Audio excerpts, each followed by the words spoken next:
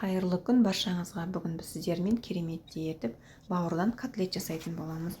Ол үшін бізге керек болады 500 грамм бауырымыз. Бауырымызды әр бөліктерге бөліп аламыз. Міне осындай қылып. Сосын бізге қажет болады бір бас пиязымыз, және де бір картопымыз қажет болады, бір сәбізіміз қажет болады.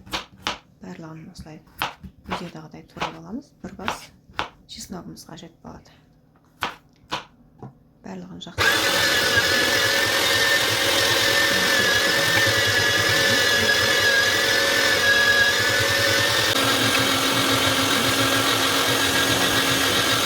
болғаннан кейін осы қоспамызға бір ас қасықтың көлемінде татымына қарай тұз қосатын боламыз.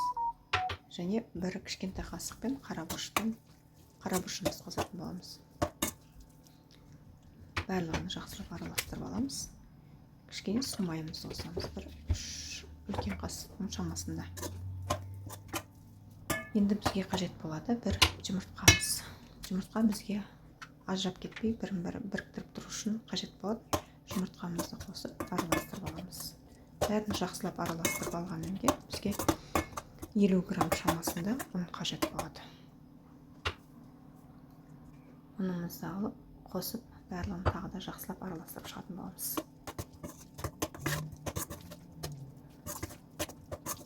Енді біз қызып тұрған табағымызға су майымызды құйып, қызып тұрған табағымызға котлеттерімізді салып шығатын боламыз. Үлкен қасықпен осылай құйып шығамыз котлеттерімізді. Өздеріңіз сіздерге көріп тұрғандай 3-4 минут аралығында пісіріп алатын боламыз бір жағын. Енді келесі жағына да 4 минут көлемінде пісіріп алатын боламыз. Бауыр бізге өте тез жетіліктен ешқандай қорықпай бауырларыңызға болады.